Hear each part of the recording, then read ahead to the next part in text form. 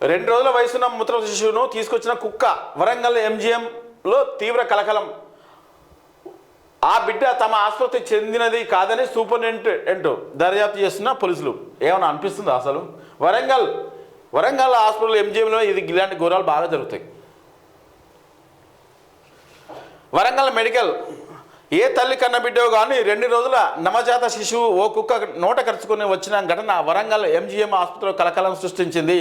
శుక్రవారం సాయంత్రం ఆసుపత్రిలో క్యాజువాలిటీ అవుట్పోస్ట్ వద్ద శిశువును నోట కరుచుకొని వస్తున్న శునకాన్ని గుర్తించిన అవుట్పోస్ట్ సిబ్బంది గట్టిగా కేకలు వేసి అదలించారు.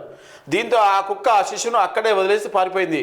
అక్కడ ఉన్న సిబ్బంది పరిశీలించి అప్పటికే చనిపోయిన ఆ శిశువుకు ఒక కాలు లేదని గుర్తించారు. జననాంగ ప్రాంతమంతా ఛిద్రమై ఉండడంతో చెలించిపోయారు. ఈ విషయం తెలుసుకున్న మట్టెవాడ పోలీసులు వెంటనే అక్కడ చేరి కొన్ని దర్యాప్తు ప్రారంభించారు. ఆ శిశువు ఎక్కడిది? ఎంజీఎం ఆసుపత్రిలో జన్మించిన శిశువా, లేక ఆ కుక్క వేరే చోట నుంచి తీసుకొచ్చిందా? బతికుండగానే దాడి చేసి చంపి నోట కరుచుకొని వచ్చిందా, లేక ఎవరైనా వదిలేసిన బిడ్డను కుక్క నోట కరుచుకొని వచ్చి కమలంలో ఆ పసికందును ప్రాణం పోయిందా?